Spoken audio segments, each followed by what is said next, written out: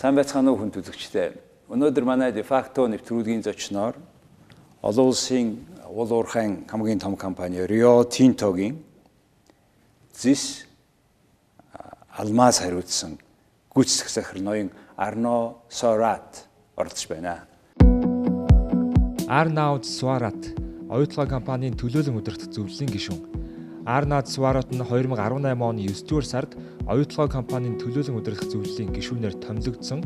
Тэрээр Rio Tinto дэх ажлын гараагаа 2010 оноос Primary Metal Group-ийн Европ, ойрхот орнод Африкийн бүсэн үйл ажиллагаа хариуцсан захирлаар эхлүүлсэн бөгөөд 2016 оны 7 дугаар сараас зис Очир Эрдэнэ группийн гүйцэтгэх захирлаар томилогдоод байна. Арнауд Rio Tinto'д ажиллахаас өмнө Alcoa болон Pichiney компаниудын Австрали, Европ дахь салбаруудын техникийн болон ашиглалтын төрөл бүрийн албан тушаалд 18 жил ажиллажээ. Тэрээр төмөрлөг уул уурхайн салбарт 25 жилийн турш дэлхийн өнцөг булан бүрт төрөл бүрийн алба хашиж үйл ажиллагаагаа болон бизнес арилжааны чиглэлээр ариун их туршлага хоригдуулсан нэгэнлээ. Арнауд өмнө нь Aluminium Primary Metal компани ерөнхийлөгч гүйцэтгэх захирлаар ажиллаж, тус компани үйл ажиллагаа бизнесийг олон улсад хөгжүүлэх, удирдан чиглүүлэх, тэр дундаа үйлдвэрлэлийн бүтээмж үр ашгийг сайжруулах, үйл ажиллагааг төгөлдржүүлэх ажлыг хариуцаж байжээ.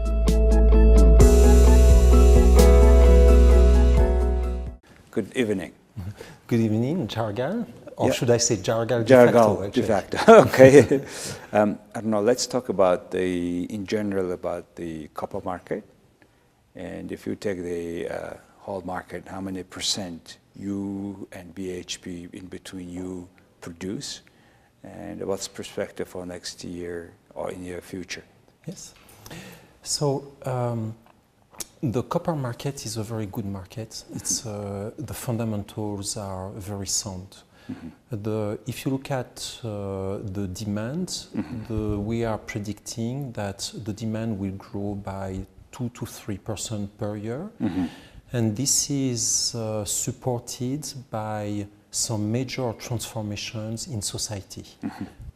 All over the world, there is, particularly in emerging economies, there is more industrialization, more urbanization. There is also a drive towards renewable energy and electrical vehicles. And when you look at all of those major changes, they need more copper. So for example, if you compare a traditional vehicle with an electrical vehicle will use up to 5 times more copper.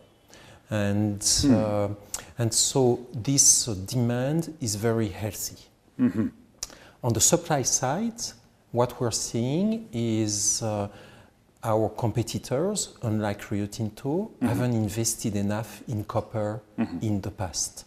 So there is a natural decline in the production of copper, which is like any mine. It's because the grades are declining with time, and also some mines come to the end of their life, and new mines need to be opened. And what we've seen in the past 5 to 7 years is there haven't been enough new projects that have started, new mines in copper, to compensate for this decline and to also address the future demand, which is going to continue growing.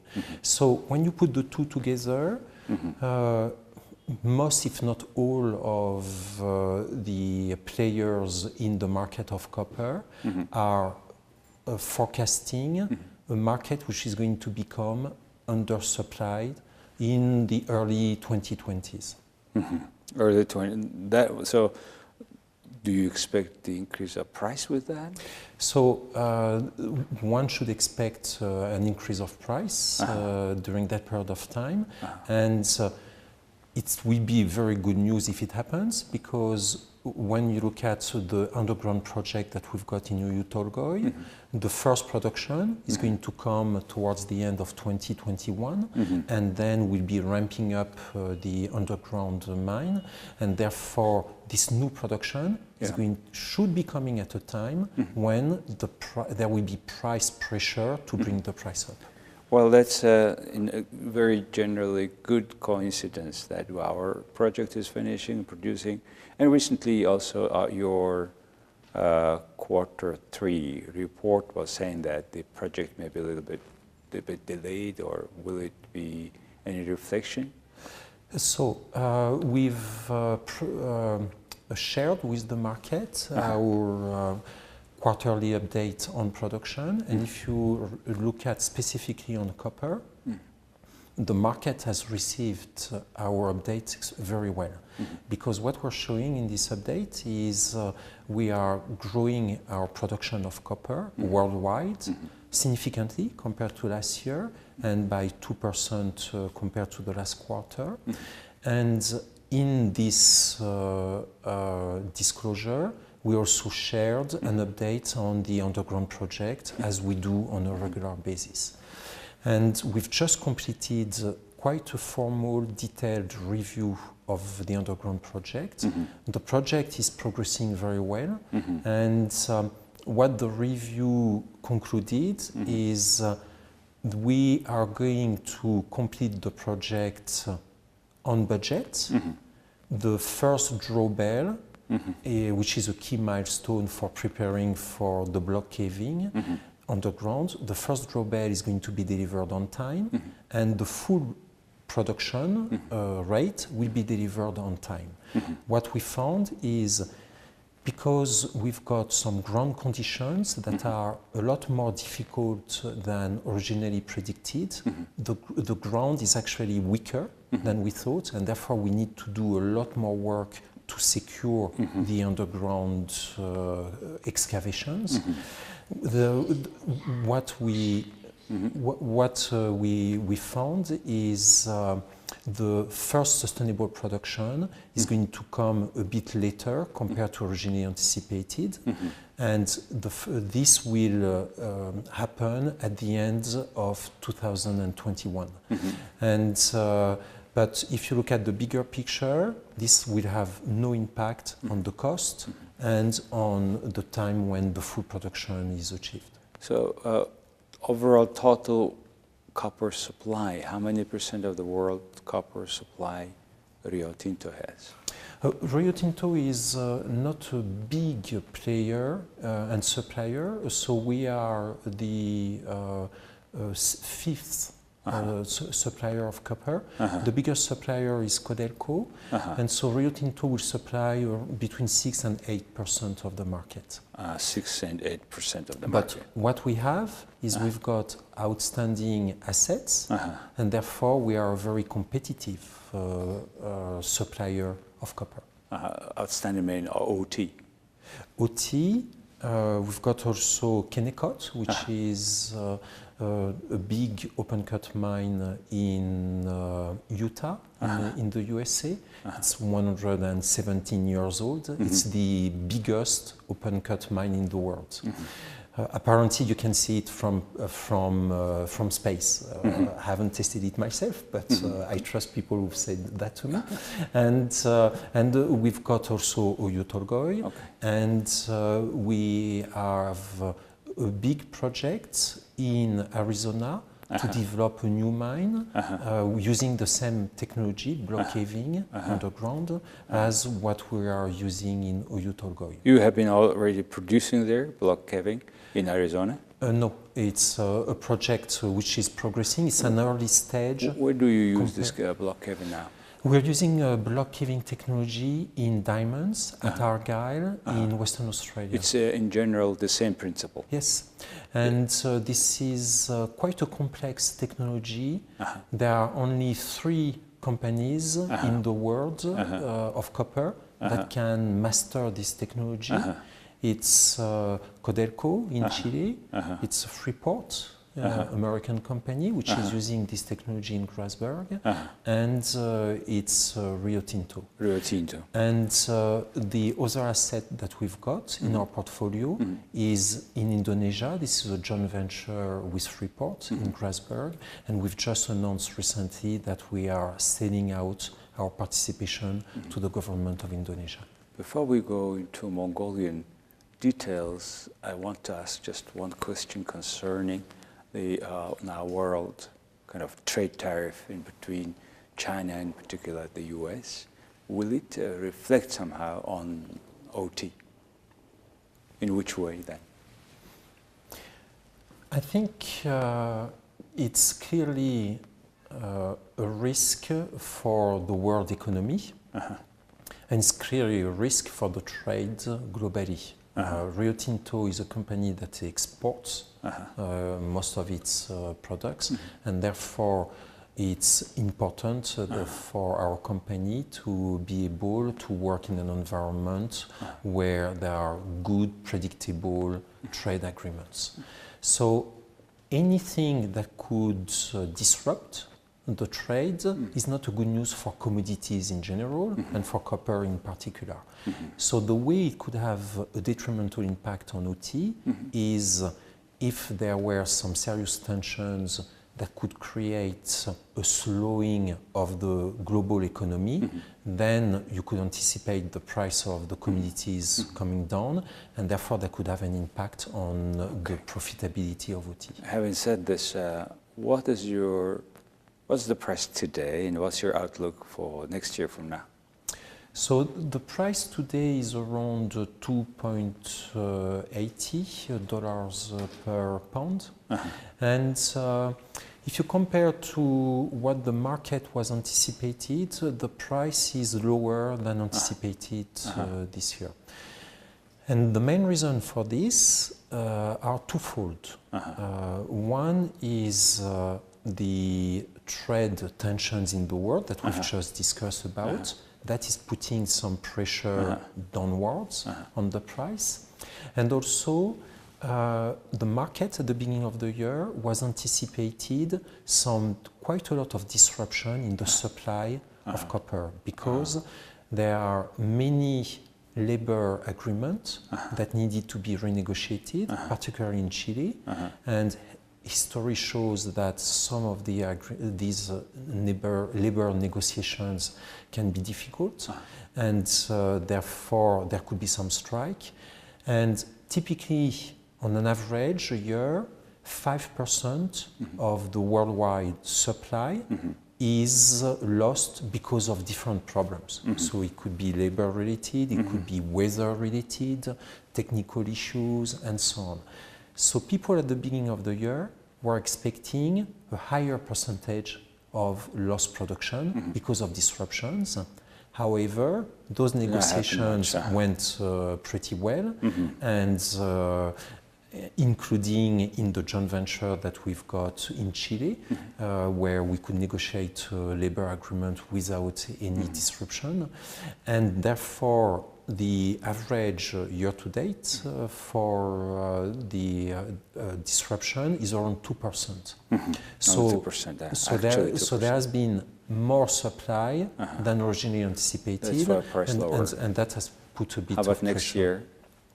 On next year, we think actually for the foreseeable future, the coming years up to early 2020s, the market is going to be either oversupply or undersupply, so balance essentially. And therefore we think that the price will be pretty similar to what it is now, with some variability. What is in terms of in tons in US dollar? Tons and US dollar? That's around $6,500 per ton. $6,500 $7,000 per ton. Well, I'm asking this one because Mongolian budget, 80% of our export depends on the mining, and 40% both dependent on copper.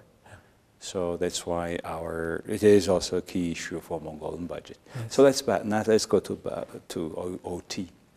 Recently, unfortunately, there was a fire, and even with your level of security, you have this incident. What exactly happened and how you had solved the issue? Yes. So it's important to understand that the incident that occurred at OT is not unusual in mining in general and in the underground mining in particular. We had an equipment which is called a front-end loader, which started to catch fire. The employees that were driving this equipment applied the right procedure and tried to put the fire out, but couldn't succeed in doing it. And therefore they alerted their supervisors, and we started to apply our procedure. In this case, what we do is we take no risk, we focus absolutely on the safety of our people, and every employee went, as they were trained, went into refuge chambers. And we used a team of mine rescuers made of Mongolian employees, and we managed this incident extremely well, very professionally, to the extent that no one got injured. I understood it was female. There were female, some of them were female. Were they on the surface or under the ground? How does the system work? I mean, because you go now, how many meters go down first? 1.3 kilometers. So 1.3 kilometers you go down. Yes. The lift, I saw the huge lift, and it takes several minutes. Yes, yes. And then within, how many people you can go out with one shaft? Typically we've got around 50 people that we can come bring out. One uplift. And so what we did is the emergency rescue team went underground and they applied the procedures that they were trained for. And we were able to extract our 504 employees that were working underground in a very orderly fashion, and no one got injured. Was any kind of smoke inside all this, or problem with oxygen and no, any panic? So yes, there is smoke, and that's why people went into the chamber, the refuge chamber. Where they are supposed to go. I mean, they Exactly. are trained to go. They are trained to go if there. there is something emergency, they should go. And in those refuge chamber, there is oxygen, and therefore people are protected from the smoke. And that means you can isolate that chamber from the tunnel that goes to the fire. Yes, exactly. Wow. So it's a very safe place. How far it was from that chamber to the fire? It's not just one chamber, it's many chambers. So as a precaution, we ask everyone who worked underground, whether they were close to the fire or far away from the fire, whether they could be exposed to the smoke or not, we ask everyone to go to the chambers. And then what we did is we selected which chamber to evacuate first, and that was done in a very orderly fashion. So the very strong focus that we've been putting on training our local employees, and as you know now we've got more than 16,000 employees, and 94% of them are from Mongolia. So 95? 94%. So Oyu Tolgoi is now the biggest private employer in Mongolia. And we've been putting a very strong focus from day one on training our people to the highest standards. And what they did for the management of this fire and the safe evacuation of our people was absolutely world class. Well, it's indeed this daily training paid off. In the emergency you have tested. Certainly you made certain lessons out of all what happened. Probably you're going to improve some things better. And overall, it was a very expensive thing, this fire. And so, you know, they did not our number one priority is safety. So that was our focus. Okay. And we gave time for the police to investigate the vehicle, and then they gave us the right to restart the mine. And so after a few days, all the activities underground restarted. For that you took off all bad air to the outside? Yes, because you see what happens is there is a very strong ventilation, and so whatever smoke came from the fire was evacuated with the ventilation, and we had very precise measurements of the quality of the air, and that's how we decided, now this chamber, the air outside is very safe, so let's go and evacuate the people. Okay, let's talk about several issues that ordinary Mongolians are looking for answer, like, for example, what's happening with that power station now, finally, because the politicians were saying this and you were saying that, and the people now a bit want to make sure that the project goes well and everything goes on time. Yes. So what you have decided in terms of the power? Okay, so you're right, it's a very important topic. We are working with the government to decide on where the best location is going to be for the power station. And for us, it's very important. We have made a commitment in the investment agreement that within a certain period of time, we will be sourcing power locally. Currently, we are buying power from Inner Mongolia, and we're spending around $120 million per year. And one of the ways that we can create more benefit to Mongolia is with Oyu Tolgoi is exactly this example. Okay, so instead of buying outside of Mongolia, we can buy the power within Mongolia or generate the power in Mongolia. We've got two options to build the power station. Either we build it at OT or we build it at TT. And what we are doing currently is we're working with the government through a working group to be able to have the legal framework so that we can build at either of those locations. Currently, we cannot build a power station because we don't have a license to do it at OT, and we will not have enough time to be able to build it at TT. So we are working with the government to decide what is the legal framework that we're going to have to be able to build a power station. So you are more trying to have just the licenses make OT, the power stations at OT? We're open. It can be either OT or TT. It depends on... when this will be solved? It has to be solved in the coming days because I am going to go to the Rio Tinto Investment Committee and to the board next month.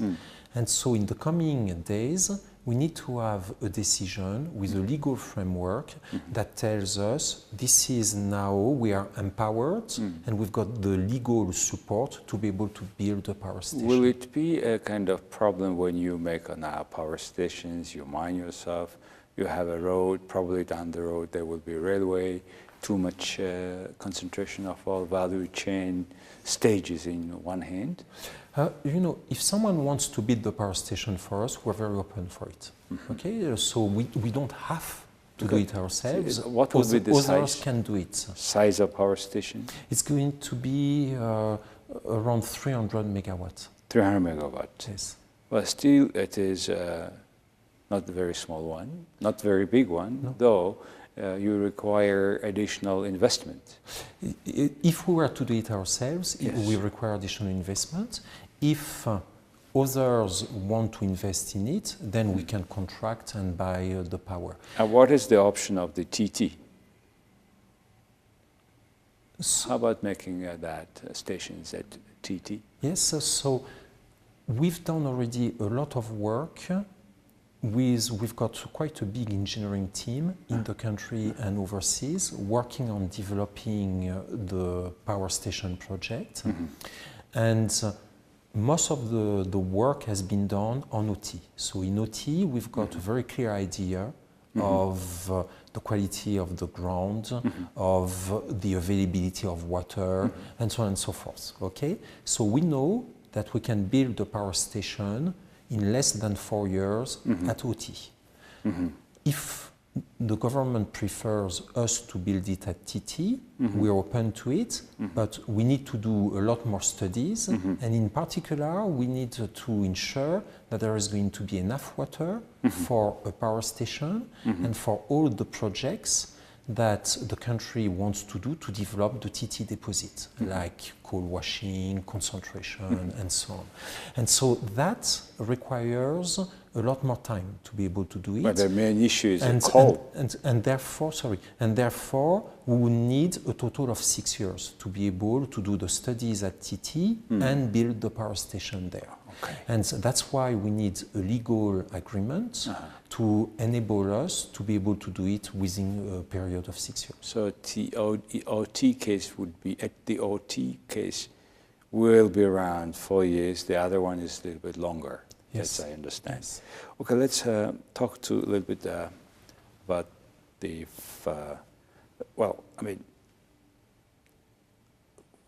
per month, how much tax you have been paying to Mongolian coffee? So I'll tell you per year. Per year, we are paying around $250 million. 250 million. This has made us the biggest taxpayer in 2015 and 2016, and the second biggest taxpayer in 2017. Who was the number one in 2000? Erdinet, okay. All right. Now, with this, I'm not talking about even the 16,000 people employment, right? It's just tax to the state, to the government. Well, that is taken. There is a concern. There is a even draft of law, currency regulations law draft, maybe you already know, in which they suggest that Mongol Bank will be kind of having a checking account with you in particular, and maybe after you the so-called strategic deposit producers. How do you see that? Because then it's because we have double two tiers banking system. Now we have suddenly our Mongol Bank, the central bank, having your checking account. How do you see that, the draft? We think it's a potentially quite a serious issue for Mongolia for different reasons. So the first reason is transforming a central bank into a retail bank is something that is up to Mongolia to decide. But I think it's important for people to understand that there is no precedent. A central bank is usually not a retail bank and is independent. On top of it, we are currently sending the revenues of our sales from OT in a foreign bank. And this is something that we're fully allowed to do. We've signed an investment agreement with the government of Mongolia, which allows us to do so. On top of it, we've borrowed $4.4 billion to 20 international lenders, and a very strict condition of this project financing from the lenders is that the revenues go to a foreign bank. And this is just business as usual. How many banks? 20 in total, including IFIs, like the IFC, EBRD, and so on. Okay? And so the lenders are requiring us to have the revenues paid in a foreign bank, and this is non-negotiable for us. So you may remember that a year and a half ago, the government considered putting in a law Resolution 111, which was essentially trying to do the same thing as what the currency settlement law is trying to do. And at the time, that created a very serious issue because it was a breach of our investment agreement, and it would have been a breach of the project financing. So now, when you look at why would it make any difference for the country? So currently, all the revenues of Oyu Tolgoi are going into a foreign bank. From this account, we are using all of the money back into the country to do what? First of all, to pay salaries, okay? Then to pay taxes. So we talked about taxes. Since the beginning of the project, we paid $1.7 billion of taxes to Mongolia. And also 80% of all of our purchases are done in Mongolia. Then we are also investing $1 billion per year underground. So not only are we bringing all the money back to Mongolia, but we're bringing even more money. So this proposal of a law which is trying to force companies like OT to have their revenues in the country will make no difference financially for the country. The Mongol Bank, However, it's a potential problem because it will be a breach of agreements. The agreements not only with Mongolia but also with the banks that are financing all the project. Yes. $7 billion were raised from those banks. And of course, instead of asking collateral, they just ask you to go through their accounts, all the money. Yes. Because this money is coming from them anyway. Yes. Oh, I see. Okay, last questions. But the key point, sorry, is all the revenues from OT are coming back to the country and more. Last question is a Yes, bit more thank about individually. You are responsible for these two major metals. I don't know, diamond is metal or not? Oh, no, diamonds is a stone, actually. Okay, a stone. But a beautiful one. And it says that the diamond is, the most tolerant coal because it was so tolerant that it became so expensive. So you are responsible for this copper and diamond. Of the Rio Tinto, you have all around the world these mines, etc. You keep traveling a lot, and how you keep that fitness with you in that way? Yes, that's a great question. So let me just make a point about diamonds, because indeed you're perfectly right. It's like coal, but in a different form. Yes. Okay, it's carbon, and I like to think of it as the most beautiful form of carbon capture in the world. Okay, and so now. Yes, I travel a lot. I come to Mongolia 1 week every month. Okay. So this year is my 10th visit in Mongolia. And it really shows actually the Rio Tinto and my personal commitment to the country. The Mongolia is very important to Rio Tinto and to me, and therefore I come on a very regular basis. That means that actually I'm literally spending more time in Mongolia than I am in London. So I'm supposed to live in London, but the reality is I'm spending more time here. According to your wife. Yes. and so, yes, indeed, because I'm traveling all over the world, jet lag is quite a challenge. The way I'm actually managing the jet lag, I found the recipe for me. I do a lot of sports. So early in the morning, here in the Shangri-La Hotel, there is a beautiful gym. Yep. Early in the morning, 6 a.m., if you come tomorrow, you will see me I'm exercising for 1 hour on my bicycle. And this is what has been helping me to manage the jet lag. And on top of it, I like nature a lot. So whenever I've got an opportunity, I go and walk, I do some cycling, I do a lot of skiing as well, and many things outdoors. Yeah, you do well with that, certainly. And with your leadership, I hope the whole project will go on time. Because it's a democratic country, we discussed today what is the possible outcome of this draft law, for example. And then the lawmakers will think about that. People also will understand what's going on about. So anyway, I would like to thank you for coming to this program and sharing your thoughts to Mongolian audience. And, a couple of weeks ago, I was in Russia, in Irkutsk. I told there were Chinese, Mongolian, the trilateral academicians, people were sitting down together. And I told them, look, Mongolia is a bit different than you guys. It's a different animal, though small. Because in your countries, one guys make decisions. Yeah. In this country, many people make, in particular the people, mostly. Yes. So this is the part of this, and thank you again, Arnaud. Yeah, thank you very much, Thanks a lot for invitation. It was a pleasure discussing with you. Thank you.